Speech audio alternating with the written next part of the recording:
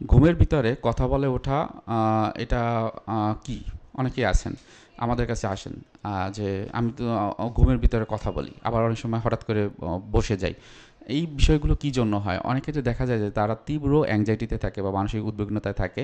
তারা দেখা যায় যে এই উদ্বিগ্নতাটাই হয়তোবা স্বপ্নের মাধ্যমে দেখে অন্যভাবে, হয়তোবা একটা জায়গায় থ্রেটেনিং ছিল, ভয়ের কাজ ছিল, ভয়ের বিষয় ছিল, সেটির কথা যখন চিন্তা করে এবং তখনই এটা স্বপ্নের মাধ্যমে কিন্তু প্রকাশ পায়।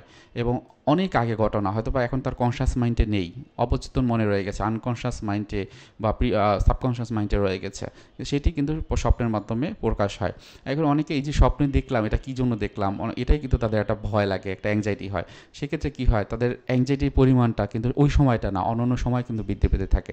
তাহলে কি করতে হবে যে আপনি স্বপ্নে আপনি দেখতে পারেন, এটা স্বাভাবিক। স্বপ্নের মাধ্যমে আমাদের একটা হিলিং হয়। আমার ব্রেনের ভিতরে কোনো একটা জিনিস অবদমন ছিল, আটকা ছিল, হয়তো ওটার কারণেই আমার হয়তো বা স্ট্রেস অ্যাংজাইটি হয়, অন্যের সাথে সম্পর্ক ঠিকমতো থাকছে না।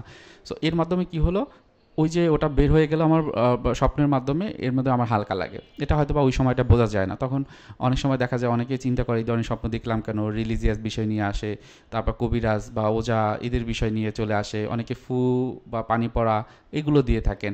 সো এই বিষয়গুলো দরকার হয় না, কারণ এগুলো হয়তো বা অনেক সময় দেখা যায় মানুষকে মেন্টাল পেশেন্ট বানিয়ে দেয়, যে আমার এই ধরনের সমস্যা হয়েছে, তার মানে আমার মানসিক সমস্যা আছে। সো এই ক্ষেত্রে কী করবেন, যে আপনারা এটাকে শান্তভাবে বা এটা একটা সাধারণ একটা বিষয় সেই হিসেবে দেখবেন।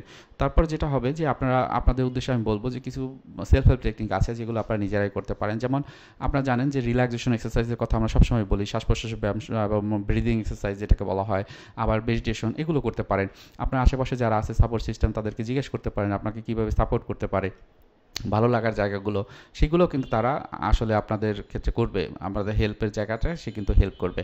সো এই একটা বিষয় আপনাদের উদ্দেশ্যে বলবো, খুব বেশি অ্যাংশাস হওয়ার নেই, এর চিকিৎসাও রয়েছে। খুব বেশি যদি অ্যাংজাইটি থাকে এবং সেই তার জন্য যদি ঘুমের ভিতরে স্বপ্ন দেখেন, তার জন্য কিন্তু একজন কাউন্সেলিং সাইকোলজিস্ট আপনাকে হেল্প করতে পারে। অনেক সময় দেখা যায় যে আপনারা অনেকেই আছেন সাইকাটিস্টের কাছে যান, তারা কিন্তু ওষুধ দিয়ে থাকেন। সেক্ষেত্রে এখানে বেশ কিছু বিষয় আছে ঘুমের সময়তে হয়, সেটি কিন্তু তারা একটু টেস্ট করার মাধ্যমেও কিন্তু ওষুধ দিয়ে থাকেন। কিন্তু কথা হলো, আপনার এটা যদি সমস্যাটা হয় চিন্তার ওই জায়গাটাতে, তাহলে কিন্তু আপনার চিন্তার যে সমস্যাগুলো আছে সেজন্য কিন্তু কাউন্সেলিং নিতে হবে। সো এটাই ছিল আপনাদের বলার। আর যে ঘুমের ভিতরে যদি কথা বলেন বা উঠে বসেন, সেটি নিয়ে যে সমস্যাগুলো হয় সেখান থেকে কিন্তু আপনারা নিজেরাই কিন্তু মুক্তি হতে পারবেন, এবং সাথে সাথে খুব বেশি সমস্যা হলে প্রফেশনাল আছে, তারা আপনাদেরকে হেল্প করবে। ধন্যবাদ।